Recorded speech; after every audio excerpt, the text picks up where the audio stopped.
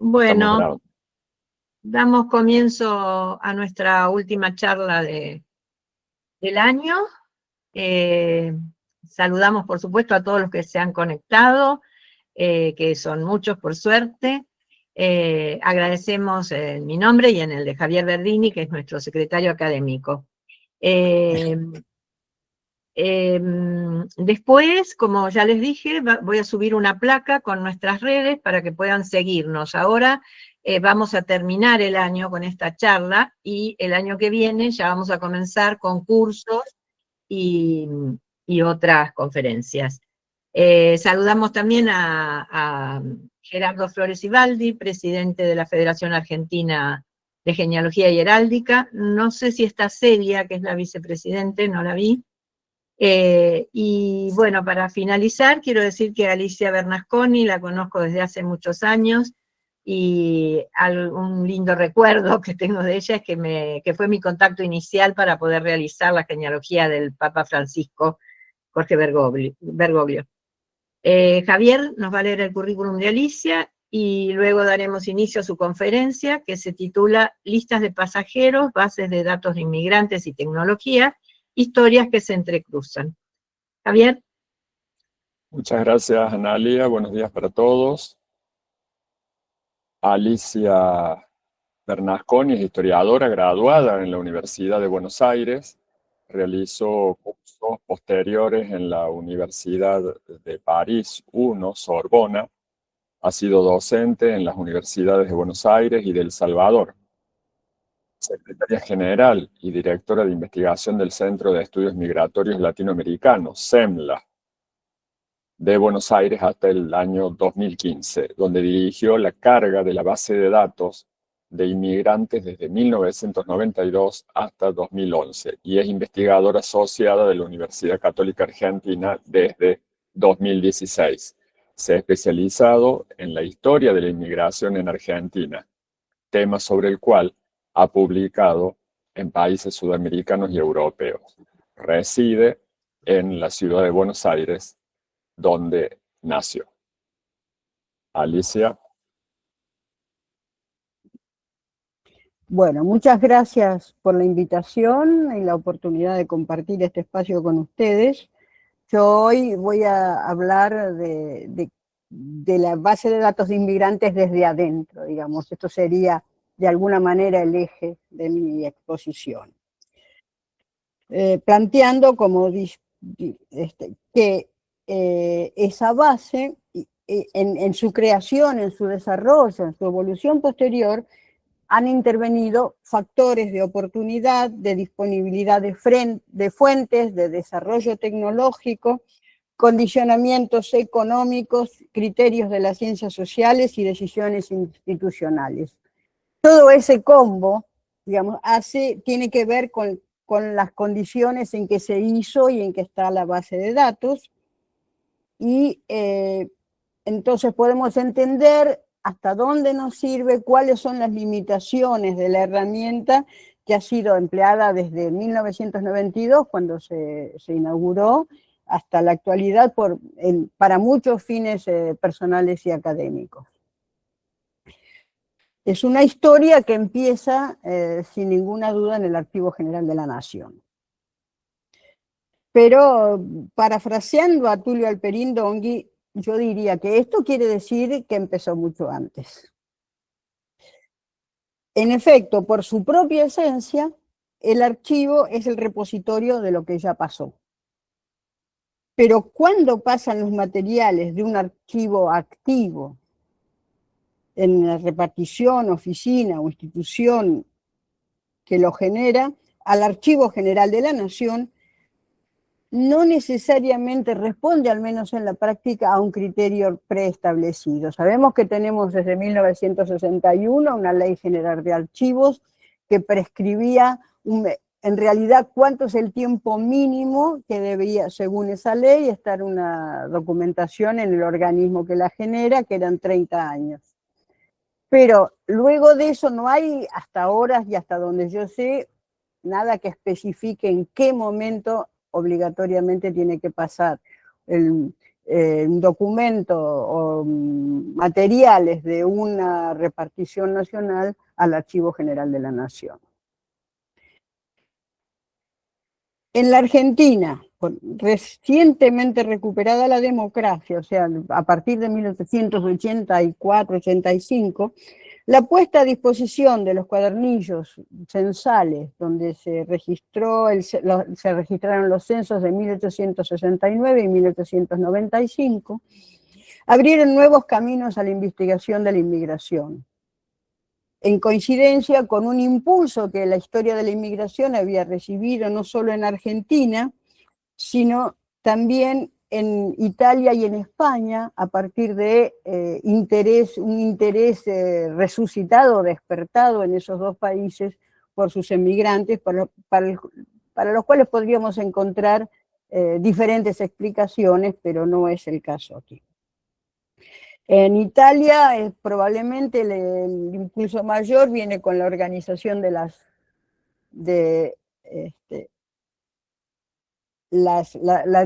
disposición en regiones, que es lo que, porque son las regiones las que empiezan a buscar más intensivamente comunicarse con sus emigrados o los descendientes de sus emigrados. En España probablemente es el haber salido hace poco de la dictadura franquista que hace que también se renueve el interés por los emigrados.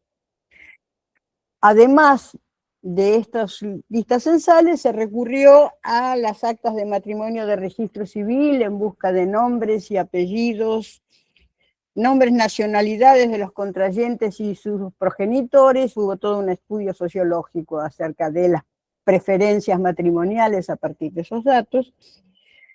Todas informaciones manejadas con criterios estadísticos inicialmente. Tantos se casan, tantos son hijos de, tanto por ciento, etcétera, etcétera, atendiendo a las proporciones, no a los individuos. Pero también comenzaron a ser escrutados todos estos documentos desde el punto de vista de la microhistoria, es decir, de los interesarse por los individuos a partir de fuentes nominativas. Alicia, disculpa que te interrumpa, avísame cuando querés que comparta el PowerPoint. Sí. Por ahora basta con, estamos en la diapositiva 1 todavía. Que es simplemente la exposición de factores de la que estaba hablando. ¿La pones en pantalla? Porque ahí está. La siguiente, por supuesto, donde empieza el contenido.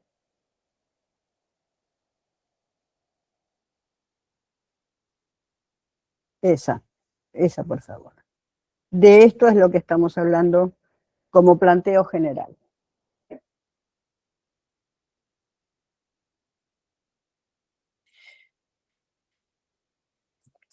Por otro lado, los productores de estos documentos, que ahora servían a la historia de la inmigración, tenían sus propios objetivos que no fueron inmutables a través del tiempo. Acá pasamos a la diapositiva siguiente.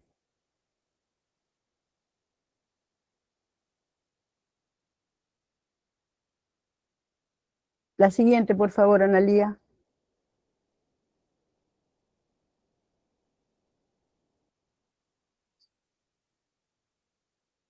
Las listas de pasajeros contenidas en la base de datos de inmigrantes responden a criterios establecidos después de la sanción de la ley Avellaneda, la ley 817, y comienzan en enero de 1882.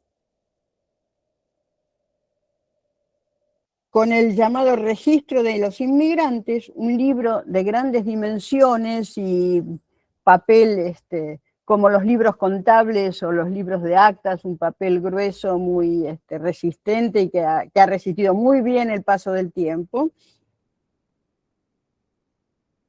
en el que se transcribían las listas de pasajeros de cada barco. Presumimos, porque no está establecido en ningún lugar, que en este caso eran solamente aquellos que se consideraban inmigrantes.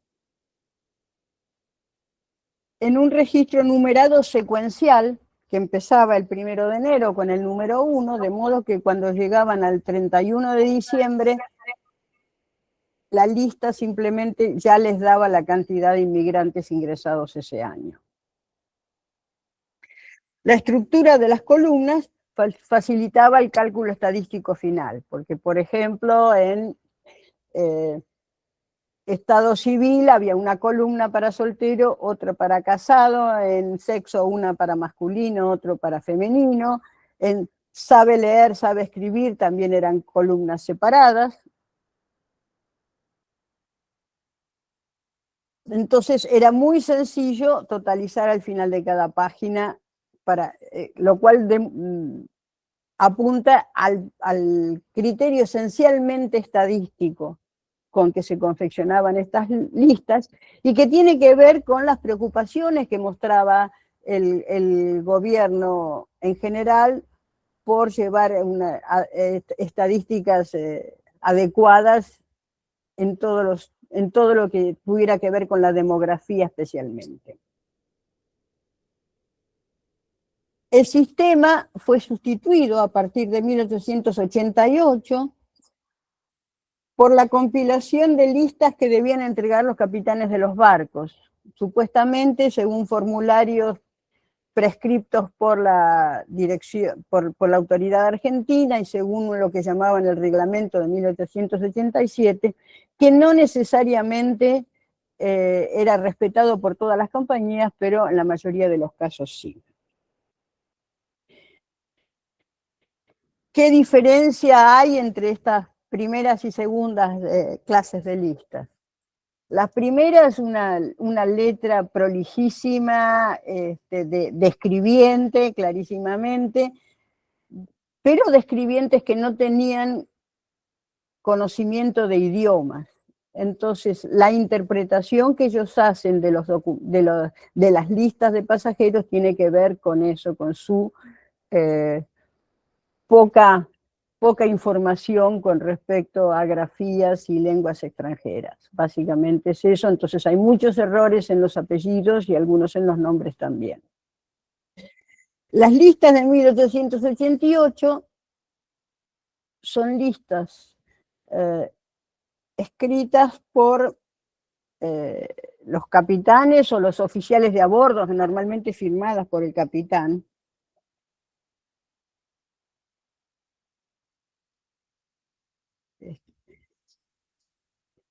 Y tienen en general más conocimiento de los nombres y apellidos de los pasajeros, pero poca preocupación por algunos otros detalles. Y por supuesto, al ser producto de listas de oficiales de, bueno, miles de vapores en última instancia, la diferencia en las caligrafías es importante y eso ha tenido alguna influencia en la forma en que fue interpretado después por quienes hicieron la base de datos, quienes ingresaron los datos a la base de datos.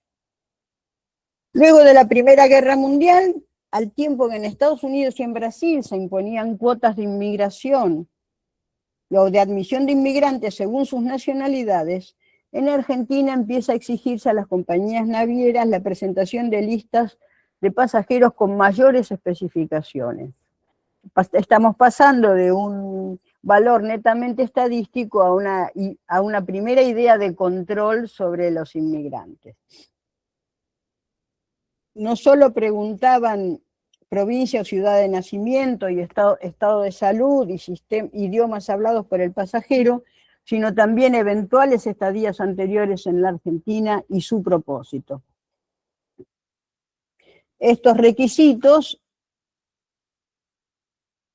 hablan de eso, de la preocupación, mayor interés por controlar selectivamente la inmigración y el ingreso, y más adelante el ingreso de personas al país directamente, ya inmigrantes o no, y significan simultáneamente un crecimiento del poder de la Dirección de Migraciones sobre el control de la admisión de extranjeros. Este control sobre la admisión de extranjeros se realizaba desde la Dirección Central en Buenos Aires, y todo parece indicar que allí se concentraban todas las listas de pasajeros. Aunque se encuentren en la base de datos de inmigrantes algunos datos de pasajeros desembarcados en puertos distintos de Buenos Aires. Lo que yo me propongo a partir luego de esta introducción es explicar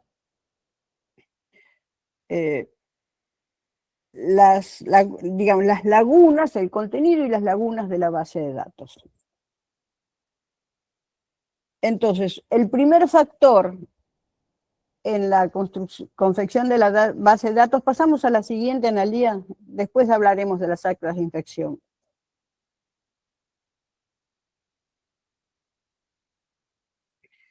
El primer factor es la oportunidad.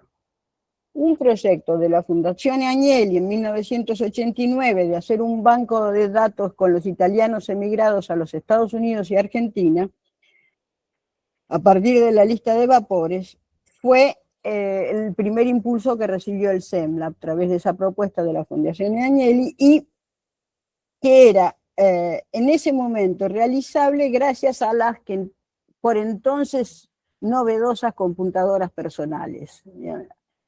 Era el momento en que se pasaba, aparecía la computadora personal como algo de uso posible en los individuos, todavía muy caro para un individuo, pero aceptable para una pequeña institución.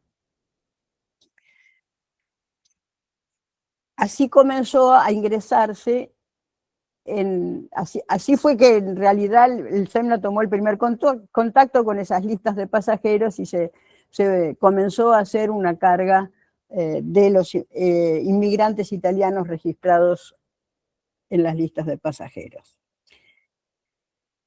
El segundo factor de oportunidad, pasamos a la siguiente, no, estamos ahí, está bien, en el 92. El segundo factor de oportunidad es la preparación de la famosa Feria América 92, el mega festejo del 5º aniversario de la llegada de Colón a América. Y el proyecto de un empresario privado de ampliar esa base de datos hasta incluir 3 millones de inmigrantes de todas las nacionalidades. Ese objetivo debía cumplirse en el plazo máximo de 4 meses, lo que significó que el SEMLA montara 40 equipos de 2 personas, uno que dictaba y otro que ingresaba datos en 2 turnos, y con 20 computadoras personales equipadas con disquetes, estos disquetes blandos de 5 1/4, cuya capacidad de memoria de cada disquete era 512 kilobytes. Para reunir el contenido, se debió importar un disco rígido de 2 gigabytes que vino de Nueva York y era fabricado por Olivetti, y se montó la mayor base de datos soportada por un computador personal en ese entonces, por lo cual Microsoft donó el software operativo correspondiente. Pasamos a la siguiente, Analía.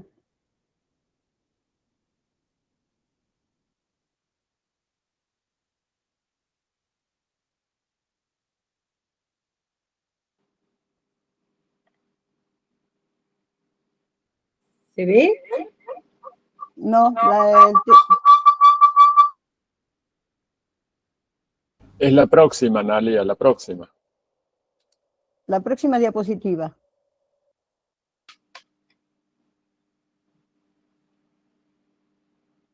Esto es el backup. Estás 2 veces, Analía, por eso hay retorno. Esto es el backup de la primera base de datos. 400 discos floppy, es decir, estos disquetes blandos.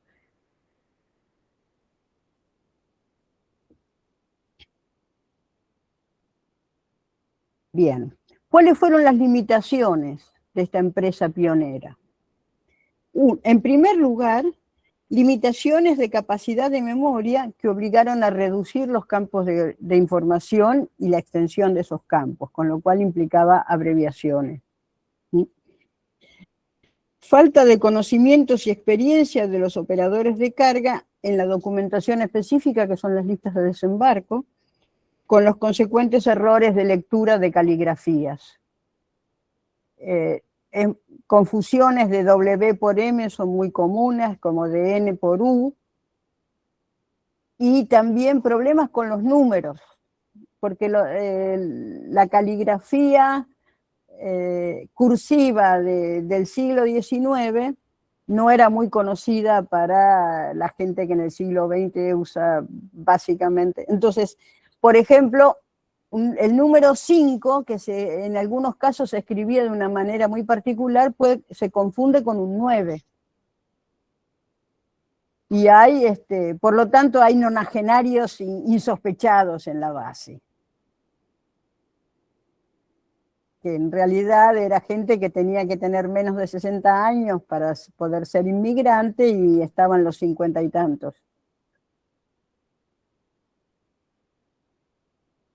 Criterios de tipo sociológicos intervinieron para agrupar categorías laborales o profesiones, por ejemplo, en castellano y no en los idiomas originales en que estaban en las listas, con algunos errores de interpretación muy sensibles y exceso de generalización. Digamos, sabemos que, por ejemplo, en italiano hay varios términos que suelen traducirse todos como albañil, pero que implican categorías diferentes del oficio. Y en general, en los siglos XVIII y XIX, los oficios estaban mucho más especificados en categorías que lo que fue en el siglo XX. Otro factor fue el mal estado, cuando no la falta total de las listas, especialmente en las décadas de 1890, en la cual se pudo rescatar casi poquitísima información, y la de 1910.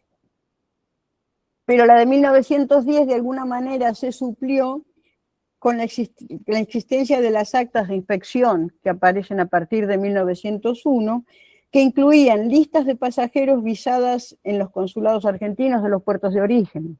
Entonces, esas listas, que eran las listas de embarque en puerto de origen, fueron utilizadas en reemplazo de las listas de pasajeros compiladas. Tenían una ventaja, que además incluían la región o provincia de nacimiento del inmigrante, cosa que a los que nos estudiábamos la inmigración nos resultó sumamente útil, y a los genealogistas también. Pero con una salvedad. Uno, no estamos hablando, entonces, se rompe la homogeneidad de fuentes. Son dos fuentes diferentes, la lista de pasajeros y la lista del puerto de embarque. Y la más importante de todas era que la lista de embarque, la lista presentada en el puerto de embarque, no garantiza que el inmigrante efectivamente, que la persona efectivamente haya viajado en ese vapor. Podía perderlo y viajar en algún otro siguiente, y alguna vez ha encontrado algún dato que otro se ha encontrado de un pasajero que en realidad llega a la Argentina no en la lista que figura en el puerto de embarque, sino en algún vapor posterior. Básicamente, digamos, desde un punto de vista estricto, una lista del puerto de embarque no es constancia de llegada.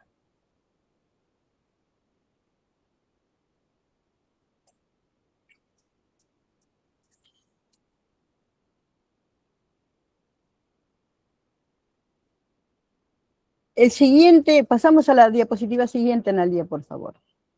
La base de datos recibió un nuevo impulso a partir de 1995, gracias al empeño que puso el padre Mario Santilo en conseguir sucesivos financiamientos. Todo el trabajo de la base de datos, salvo los permisos que nos dieron las autoridades, y en algunos casos, y durante algunos años personal que de Migraciones puso a disposición, se financió básicamente por esfuerzos privados o por apoyo de consulados y autoridades italianas o españolas.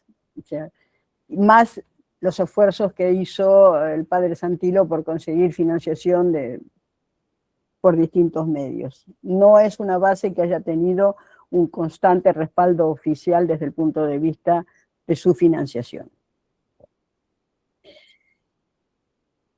El nuevo impulso a partir entonces, decíamos, de 1995, tiene que ver con los esfuerzos de Santilo para conseguir mayor financiación.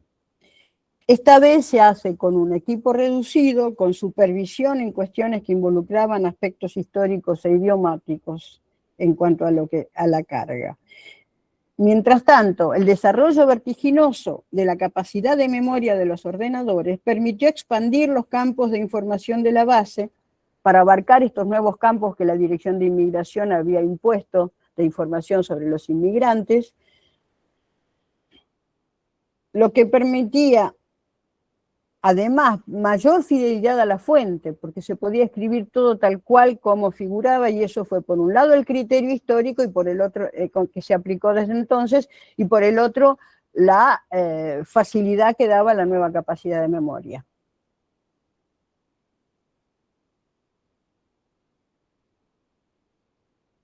Lo cual nos permitía evitar traducciones e interpretaciones con la idea de que lo más importante es ser fiel al documento, las interpretaciones vienen después.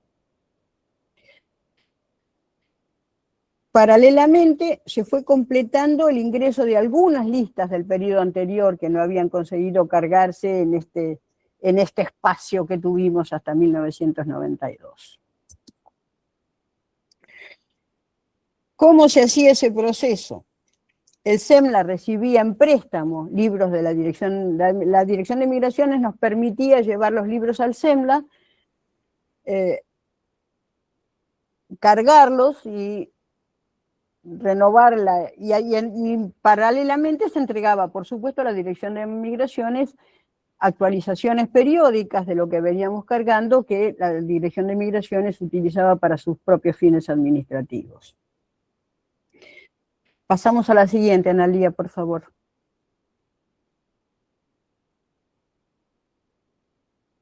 Esta manera de trabajar se vio limitada cuando en 2007 la Dirección de Migraciones resolvió enviar al Archivo General de la Nación todos los documentos con más de 70 años de antigüedad, incluidos los libros y las actas de inspección hasta 1937. Hoy, de hecho, toda esa información está disponible online en el Archivo General de la Nación. La carga correspondiente a ese periodo, en lo que al SEMLA concierne, quedó inconclusa. No habíamos terminado, especialmente los años del 33 al 37.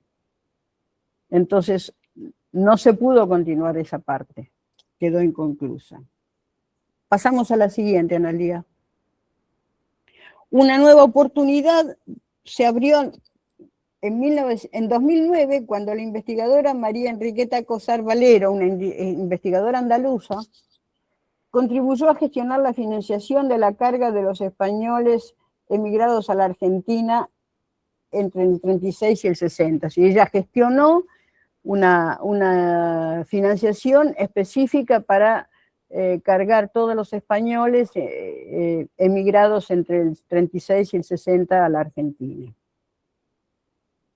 Esa acción fue posible también gracias a una autorización del Archivo General de la Nación para realizar in situ el ingreso de datos, ya que nuevamente el desarrollo tecnológico nos permitía ahora realizar la operación a distancia para cargar la información en un servidor remoto.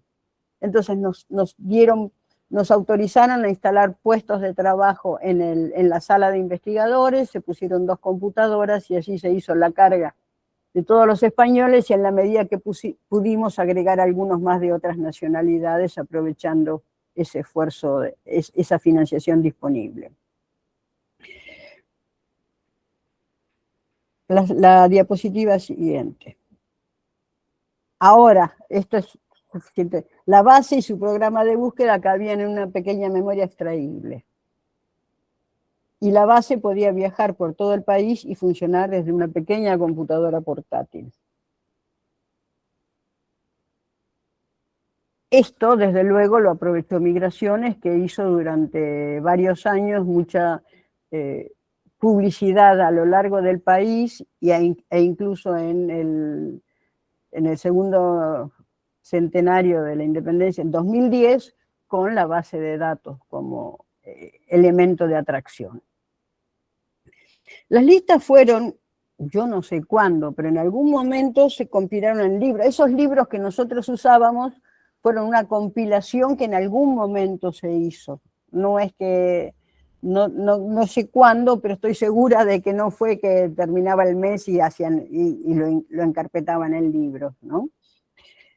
En listas de pasajeros encuadernadas con tapas duras, a veces mutiladas para adecuarnos al formato determinado, es decir, si la planilla era mayor que el tamaño normal de esos libros, podía faltarle una parte arriba o una parte abajo. Ahora vamos a ir viendo algunos ejemplos del estado de las listas.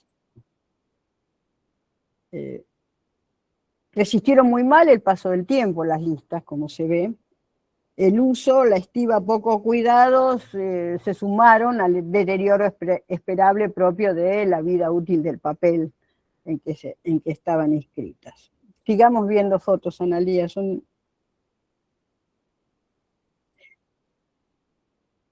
Esto es un trabajo de rompecabezas, cómo se colocaban las planillas para tratar de rescatar información de esa manera. Otra más.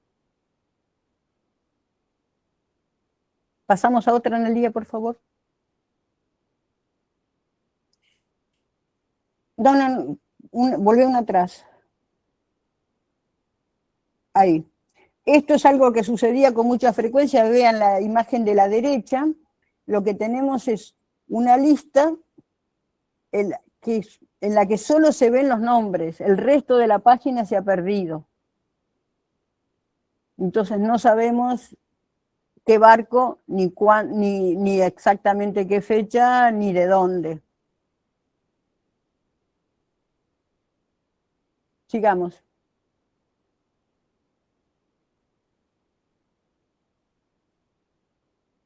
Otra.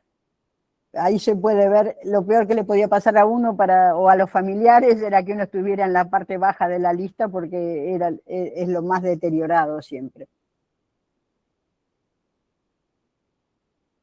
Y esta es una lista en muy buen estado, pero con una tinta palidísima, una forma copiativa y con bastante dificultad para ser leída.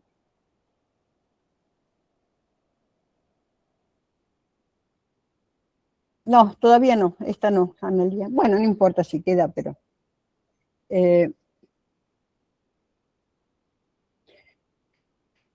con respecto a todas estas listas, no descartemos, seamos optimistas, que con ayuda de la tecnología en el futuro se pueda recuperar más información de la que hemos podido capturar para hacer la base de datos. Los libros de entrada de pasajeros e inmigrantes, estos de qué hablo, contenían a veces también algunas listas de transporte fluvial o listas de transporte marítimo dentro del continente, por ejemplo, entre Punta Arenas y Río Gallegos, o entre puertos marítimos patagónicos. Algunos buques de ultramar consignan haber transportado pasajeros no solo a Buenos Aires, sino a otros puertos argentinos, como Necochea, Bahía Blanca, Rosario o San Nicolás. ¿Podemos pasar a las diapositivas siguientes, Analía?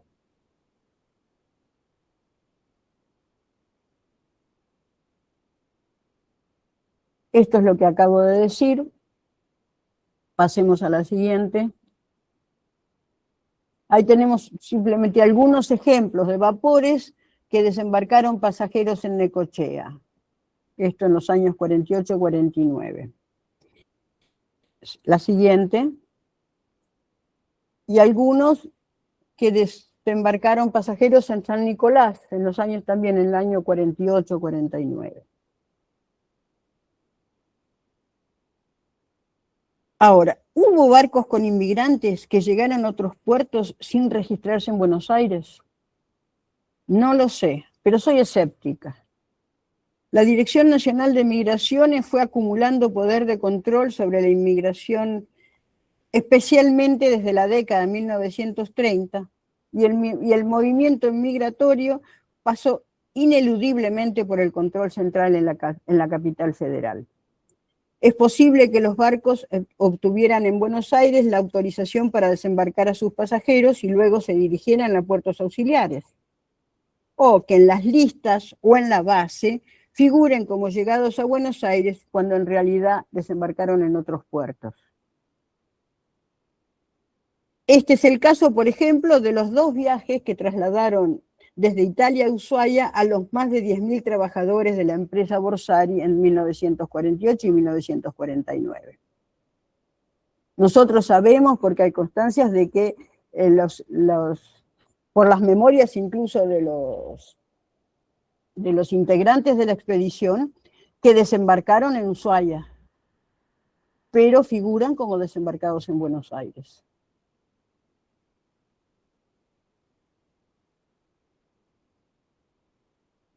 Espero haber dado un poco más de idea de todas las razones que pueden haber para que la base de datos no abarque el universo completo de la inmigración ultramariana a nuestro país.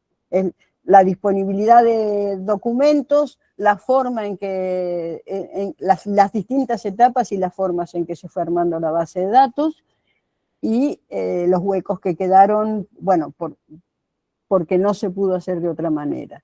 Hay muchos, desde el punto de vista estricto y archivístico, esa base de datos tiene muchos defectos.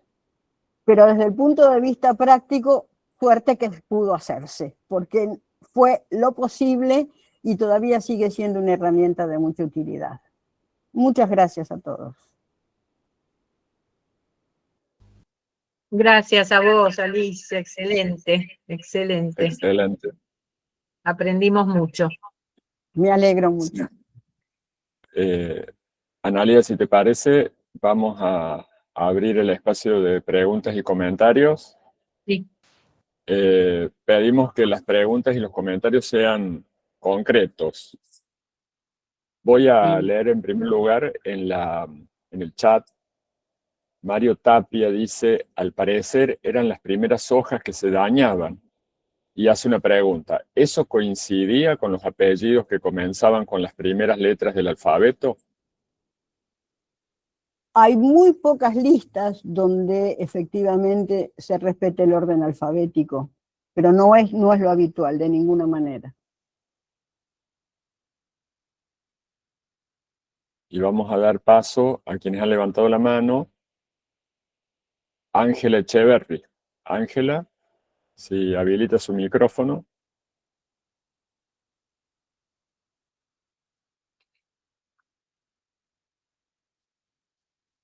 Ángela.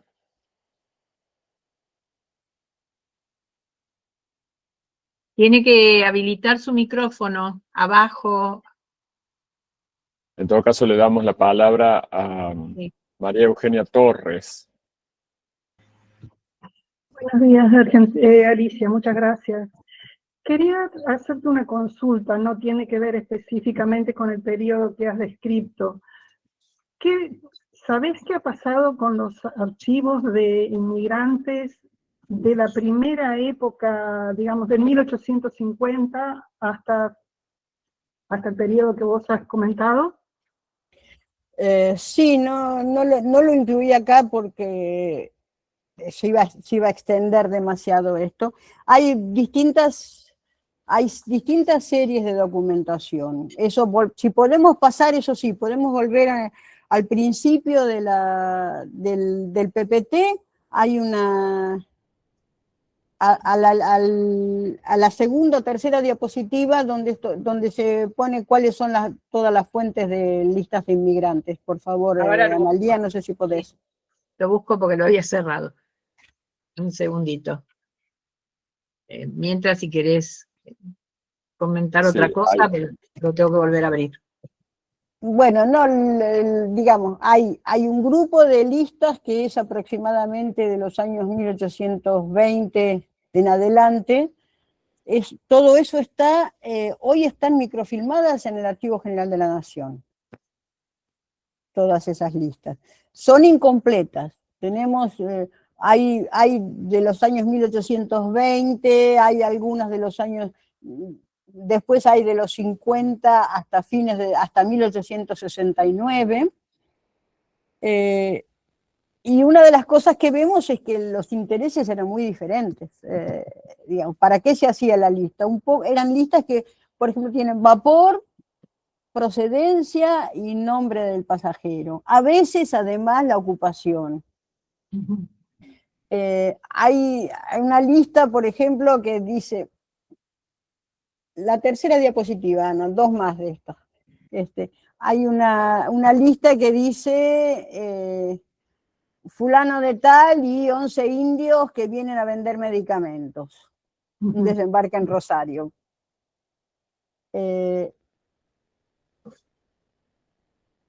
Después claro, acá solo puse, esto sería todo lo que es antes de la ley 1876. Después en los años 60, hasta 1869, empieza a haber un poco más de datos. Por ejemplo, en los años 65 ya se ve que viene un grupo de inmigrantes suizos. Hay una lista, por ejemplo, donde dice tantos, y está la lista y dice cuántas raciones les corresponden, cuántas raciones hay que darles, cuántos son, cuántos integran la familia. Y ¿En qué año más o menos? Esto es 1865. En el caso, una lista que vi al azar, no he analizado todas esas listas, ni mucho menos, pero de nuevo, están microfilmadas todas por el Archivo General de la Nación, así que seguramente están accesibles. Para acceder discúlpame, para acceder a eso, ¿cómo se hace? Yo vivo en Paraná, ¿hay que ir a Buenos Aires? O... No. Mira, debería tener acceso remoto a través de la página del Archivo General de la Nación. Okay. Pero en todo caso, consultalo, escribí al Archivo General, contestan todos, no son... Esta semana, perdóname, justo entras al Archivo General de la Nación, a la página web, y dice barcos, creo, y ahí está la base de datos. Yo busqué Montórfano nada más, y encontré una diferencia con el SEMLA, que no estaba en el Archivo General de la Nación, estaba en el SEMLA, pero se puede ver online gratuito. No, bueno, pero eso es la base del SEMLA, pero ella está hablando de antes de... La del Archivo General de la Nación. Sí, está bien, pero estamos hablando del 1882 en adelante. Ella me pregunta por años anteriores. Pero vos decís que eso está en el Archivo General. El Archivo General de la Nación los microfilmó. Sí. Por lo tanto, tiene que estar accesible también. No, eso está... lo hicimos en una página web mía que se llama entradadepasajeros.com.ar, que ahí se transcribió desde 1820 y algo. Se transcribió y está ahí, en esa página. Esos que todavía el Archivo General de la Nación no volcó. No, el Archivo General no sé si los va a volcar, porque el Archivo General de la Nación recibió también la base de datos nuestra, por supuesto. De hecho, se la dimos inicialmente cuando la gente iba a buscar la imagen en la lista de pasajeros ahí en el edificio del archivo. Le facilitamos por lo menos una versión abreviada de la base, o sea, no con todos los datos, pero sí con los básicos, para que el personal del archivo pudiera fácilmente encontrar qué barco tenían que mostrarle al pasajero o en qué libro iban a encontrarlo. Eso lo tenían hace rato. Ahora está publicado todo hasta 1937, las llegadas hasta 1937 se pueden encontrar directamente en el buscador del Archivo General de la Nación. Pero las listas anteriores están microfilmadas, por lo cual yo supongo, más que microfilmadas, digitalizadas en realidad, son imágenes digitales. Entonces, tiene que poder ser accesibles esas imágenes digitales desde la página del Archivo General de la Nación, seguramente. No, Ok. esas digitales no están transcriptas por el archivo. No, Están no, transcriptas, transcriptas no, podés pero acceder a están la imagen. transcriptas en entrada de pasajeros. Ok, perfecto, es el trabajo que hicieron ustedes. Sí. Perfecto. Bueno, yo... Si me permiten, voy a leer si me permiten, por favor, voy a leer algunos comentarios. Hay muchas felicitaciones a Alicia de todos los asistentes. No vamos a leer una por una las felicitaciones porque son muchísimas. Vamos a leer algún comentario. Sebastián López dice, mencionó que en San Nicolás descendieron inmigrantes. ¿Dónde se puede encontrar el listado de pasajeros? Es lo que acabo de... bueno, algunos, tendría que... esos que yo mencioné, para los años 48 y 49, están en la base de datos. Ahora, cómo buscarlo es otra cuestión, ¿no? No sé cómo, a través de lo que es accesible en la base de datos, cómo se puede hacer para llegar a esa información. En principio, claro, está en la base de datos. Ahora, las búsquedas oficiales normalmente solo permiten encontrar personas. No permiten búsqueda por otras categorías, por otros campos de la base.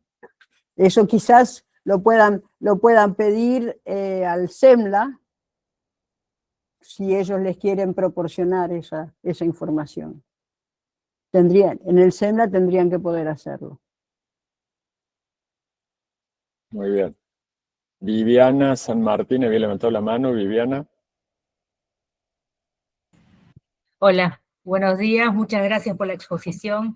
Quería preguntarle sobre esa década de 1890 a 1900, que hay muchas cosas perdidas.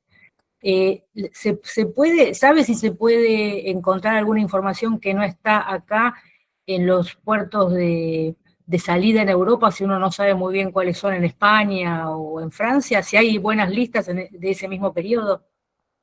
El único lugar donde yo sé que hay buenas listas para ese periodo es Alemania, las listas de Hamburgo y Bremen, que antes eran consultables libremente online, ahora no están disponibles gratuitamente, hay quienes lo buscan por algún dinero o cosas así. Muchas gracias. No hay por qué. Eduardo Manzano en el chat dice, felicita, muy interesante, en caso de haber usado el buscador y no aparecer el inmigrante, yendo al SEMLA, ¿se podría ampliar la búsqueda? Hoy no lo sé. Hace 10 años que no estoy en el SEMLA. No creo que tengan más información de la que no sé. Digamos, lo que puede ser es que tenga si encontró la persona, que le puedan dar algún dato más que esté en el buscador. Pero de hecho, si encontró la persona, mejor pídale a Migraciones que le dé la imagen, porque ahí va a tener la información completa. Es que él plantea que no lo encontró, que no aparece en la base de datos. Si no aparece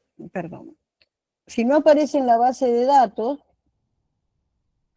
esto puede ser, entre otras cosas, porque no está bien escrito. Claro. Lo único que sugiero es probar distintas maneras de escribirlo, usar la imaginación para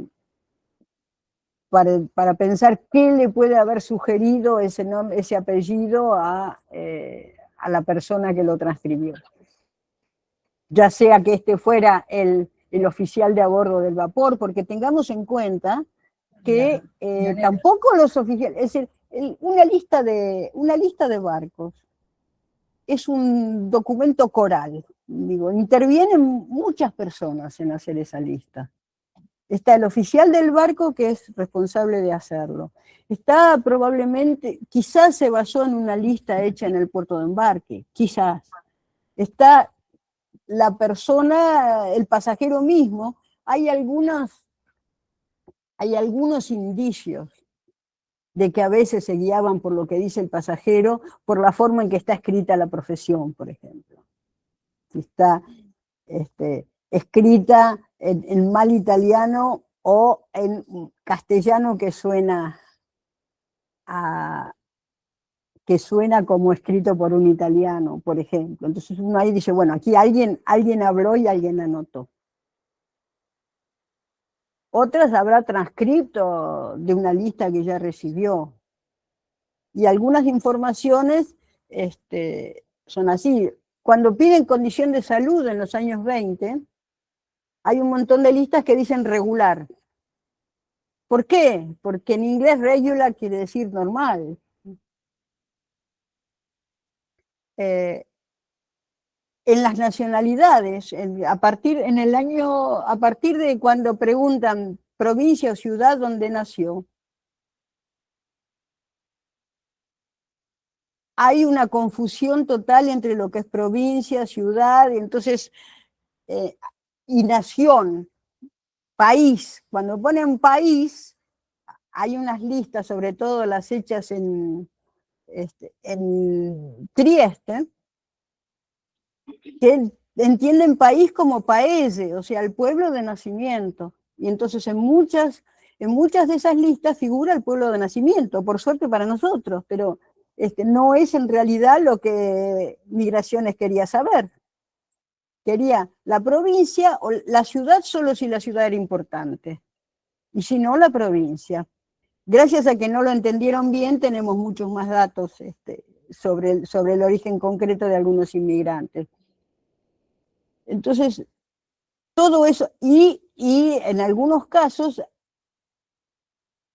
se esfuerzan los oficiales por poner las cosas en castellano y hacen traducciones absurdas. Cuando estábamos cargando en el SEMLA, una vez nos volvimos locos porque me llama una chica y me dice, acá dice pavo, ¿qué país es ese?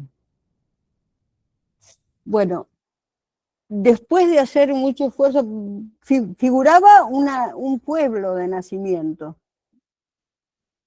Por el pueblo decimos, bueno, esto parece Armenia, algo así, por ese lugar, más o menos, busquemos, bueno, era Turquía. ¿Y por qué? Porque pavo es la traducción al español de Turkey.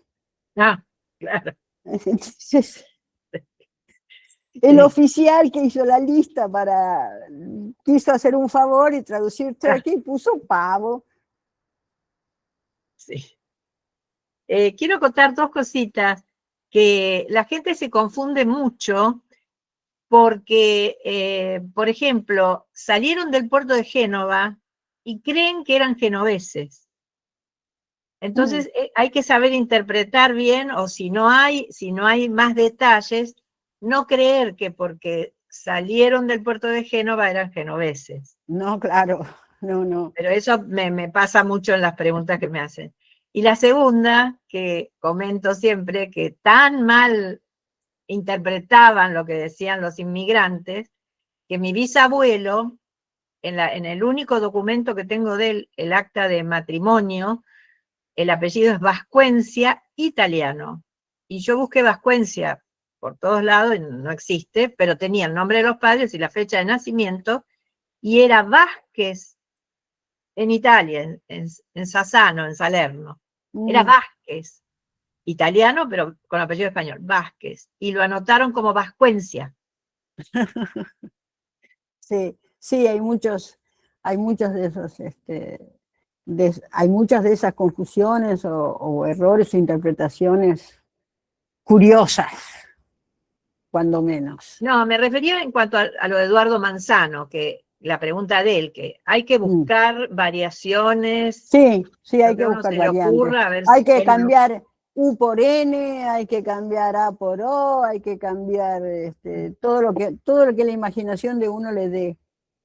O pedir, por ejemplo, apellidos incompletos, a ver cuántas terminaciones da que puedan servir. Muy bien, muchas gracias. Vamos a hacer un comentario más y luego damos la palabra a Eva Rosenthal, que ha levantado la mano. Pilar Achondo en el chat dice, ¿qué pasa con los migrantes que llegaron a Buenos Aires en 1881? ¿Hay algún registro? Yo no he visto listas, ninguna lista. Aparentemente entre 1869 y es decir, 1870 en realidad y 1881 hay un hueco que no se sabe qué pasó. Entre otras cosas, una de las leyendas que corren es que el personal de migraciones templaba sus noches de invierno con listas viejas. En relación a la pregunta y a lo que ya previamente había comentado Analía, Ana de María dice, hay registros anteriores a 1882 en Family Search, hay pasaportes y listas. Bueno, Eva Sí, Family Rosenthal. Search ha trabajado mucho más en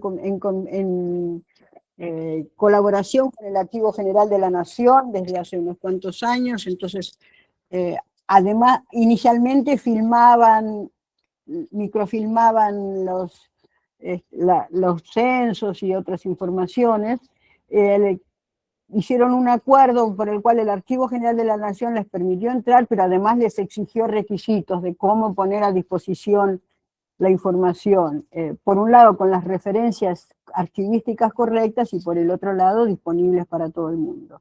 Entonces han estado trabajando mucho y una de las cosas recientes ha sido esto, ¿no? De poner listas y poner otras documentaciones a disposición.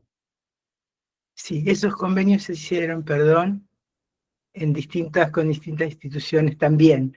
Pero te quiero agradecer, Alicia, porque es muy importante. Y lo que me llama la atención siempre cuando busco algún apellido de la gente que haya venido, digamos, a nuestra región o demás, encuentro siempre que dice de dónde provenían, ¿viste? El lugar de ruso. Sí. Y sabemos que venían de distintos lugares. Bueno, pero lo que pasa es que ahí cuando lo hace, sobre todo el censista especialmente, toman en cuenta simplemente quién era el país que emitía el pasaporte. Y además, en el caso de los judíos ni siquiera eso, se los llamaba rusos y listo. Vas a encontrar en el censo, en el censo del 95, sí, he encontrado más de uno que dice ruso y dónde nació, en Viena, por ejemplo. Sí, claro. Esa es una. Y aparte vivían en la zona de residencia, distintos. Podía ser en la zona de residencia, lo que fuera, pero no, el censista iba y preguntaba, y yo, bueno, él interpretaba, era ruso, si era judío, europeo, era ruso, punto. Y lo mismo pasa con los que vienen del Imperio Turco, con los que vienen del Imperio Turco, que también no importa en qué lugar, libaneses, sirios, lo que fuera, todos entran como turcos. Gracias, Alicia. No, de qué. Gracias, Eva Rosenthal. José Ignacio Palazzo dice, sería importante que esta exposición sea difundida en los organismos que uno busca información. Bueno, le comentamos a José Ignacio que la escuela tiene su canal propio de YouTube, que al final de la exposición se va a colocar la dirección en una placa. Claudia D'Angeli pregunta, ¿las listas de aproximadamente 1871 a 1881 están totalmente perdidas o muy deterioradas? Yo no vi ni una sola ni sé que existan. Alguna vez habrán existido, pero no sé, yo no sé, ni he visto ninguna, ni nadie me ha nombrado alguna vez que estuvieran en algún lado. Por supuesto que han existido, no es que se haya suspendido, pero vaya a saber desde cuándo no están disponibles. Daniel Gatica hace un comentario, pero también ha levantado la mano. Daniel. Breve el comentario, Daniel. Hola, felicitaciones Alicia por este trabajo. Yo sigo digitalizando todavía para FamilySearch y para en el archivo intermedio, ahí en Paseo Colón. Todo lo que digitalizamos de los listados, los libros de ingreso de inmigrante, queda tanto para el archivo como para FamilySearch. El dato que yo tengo es que tenemos para digitalizar 1096 libros, de los cuales solamente en 3 años hemos hecho 350. Pero lo más interesante es que la mayoría de esos libros que yo mismo estoy haciendo son rompecabezas. Es decir, que hay muchos que yo mismo lo he tenido que organizar para poder fotografiar y que pudiera quedar el nombre con el apellido y con el resto de la información. Pero esto vamos a tardar mucho, mucho más para hacer los 1000 y pico que nos quedan, porque no hay voluntarios para que ayuden con la restauración de estos libros. Si alguien por ahí puede ir como voluntario, serían muy bienvenidos. Y yo estoy haciendo prácticamente 1 o 2 libros por semana, y eso es muy poco. Ahora, el año pasado o los 2 años anteriores hicimos todo las actas de ingreso que estaban en la calle Pichincha, que son los ingresos desde 1920 hasta 1950. Más de eso no nos permitieron digitalizar para FamilySearch.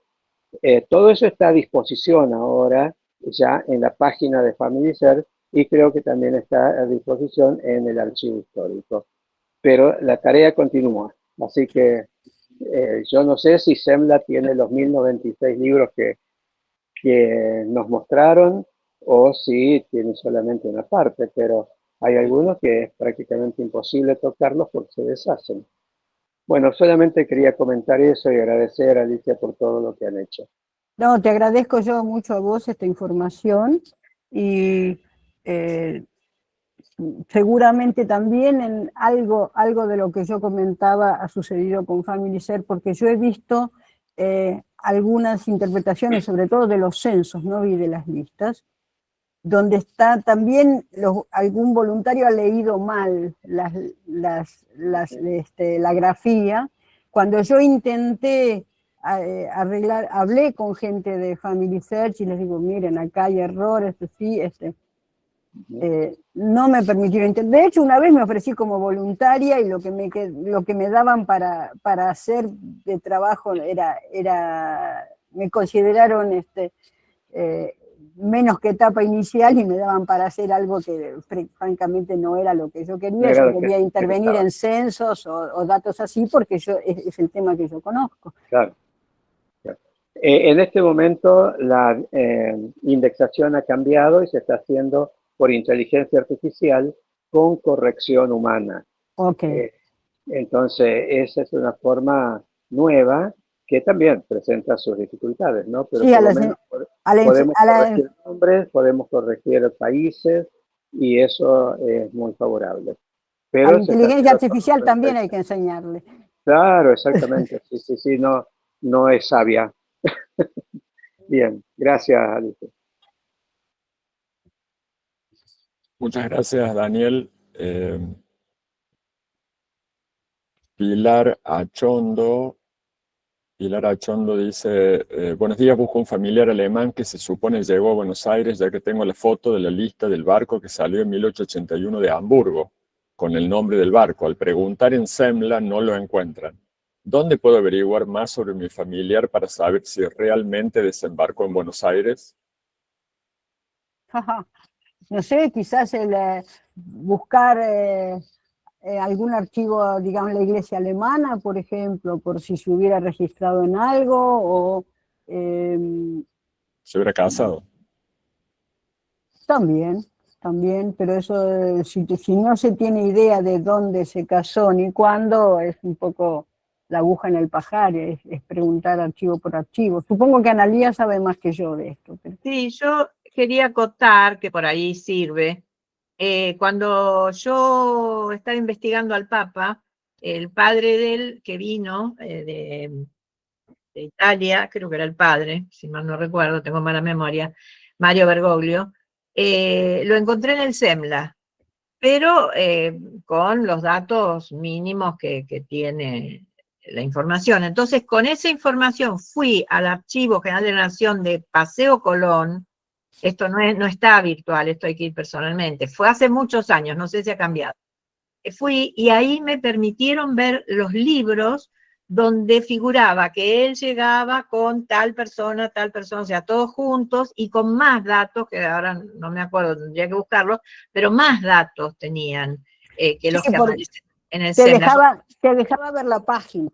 Claro, pero no era el mismo libro del SEMLA, no me acuerdo ahora cómo se llama, pero eran como el que estaba en el barco, suponete, no el que llegaba en migración. Pero esa información te la dan solamente si tenés la fecha exacta y el barco exacto. Entonces, esta persona que pregunta que tiene la foto del barco, a lo mejor si va ahí a Paseo Colón, teniendo la fecha que salió el barco y el nombre del barco, puede llegar a verlo en alguno de los libros. Lo que tenía Paseo Colón, hasta donde yo sé, son los libros que nosotros cargamos. Lo que pasa es que no se había cargado toda la información en la base del SEMLA, sobre todo en la primera parte, en los primeros años, como dije, era solo nombre, apellido, profesión, el resto se dejaba. Y por supuesto, no es que decía con quién iba. El grupo familiar, claro. el número del grupo familiar fue una cosa que fuimos añadiendo después, y de todos modos, no hay nada que te reemplace la imagen de la lista, porque vos ahí no solo ves con qué familiar viajaba, vos ves qué otras personas viajaban en el mismo barco, que probablemente son de su mismo pueblo, son vecinos, digamos, hay mucha más información en la página que por la ley, claro, por la ley de protección de datos, solo te permitían ver en el caso de que vos fueras un interesado directo. Incluso me pasó una vez con aplicación extrema de esa ley de protección de datos, que fui a buscar el padre de un amigo, ¿no? Y me querían tapar la línea anterior y la línea posterior para que solo pudiera fotografiar el dato exacto de esa persona. Después flexibilizaron y en realidad uno firma que asume la responsabilidad de tener el debido respeto por los datos histórico-biográficos, que es lo que corresponde hacer, no que no se pueda acceder a la información. Sí, incluso algunas fichas que vi que tenían fotos no me dejaban sacar la foto la tenía que tapar. Eso es en las actas de inspección, sí, que comienzan en 1901, y que en los años 20 en adelante tienen las fotos de la foto que les toman en la época en que a partir de los 20 o después de la Primera Guerra tienen que obtener el permiso de embarque de migraciones antes de viajar. Entonces esos documentos forman parte de la gestión del permiso de embarque. Eso está lo que llaman actas de inspección, que durante mucho tiempo se los llamó partes consulares, porque en realidad reunían la documentación gestionada entre en los consulados de los puertos de embarque, pero que era todo un legajo que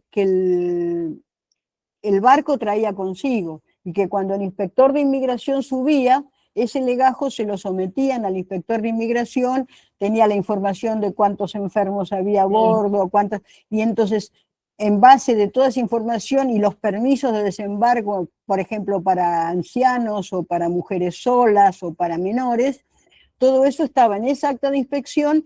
Después que el inspector de inmigración veía todo, autorizaba el desembarco. Esto era así. Y esos hay desde 1900 hasta por lo menos 1960. También todos en el Archivo General de la Nación hoy. Sí. ¿Alguna pregunta más? No sé, Daniel Gatica, si tenés algún comentario más o ha quedado la mano levantada. Me parece que no está en este momento. Sí, Ah, ahí sí, está. sí. ¿Alguna pregunta más?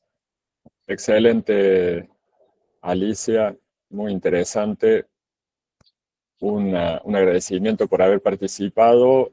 Hay infinidad de felicitaciones en el chat, no vale la pena leerlas a todas. Todos, absolutamente todos, felicitan, agradecen. Carolina P., levanta la mano. Sí, última pregunta. Bueno, Marcelo Gersani dice que necesitamos una segunda parte de la conferencia.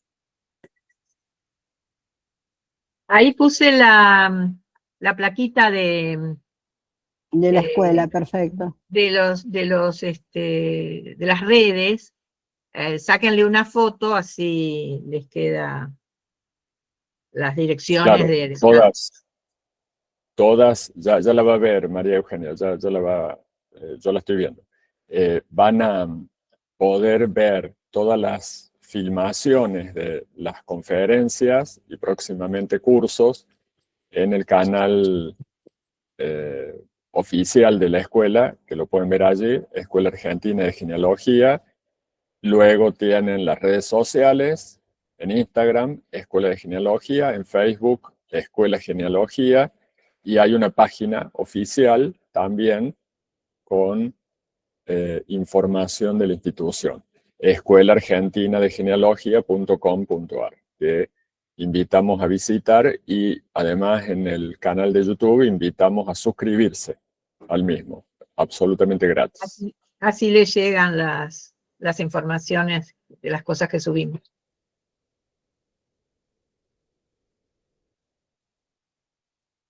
Hay algunas preguntas más y felicitaciones, pero Claro, bueno, lo que pasa es que se va a hacer muy largo.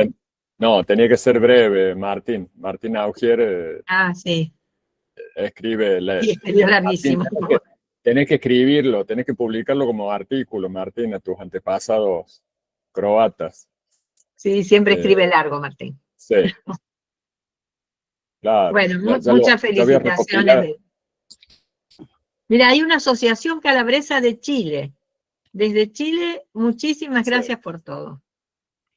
Bueno, gracias a ustedes.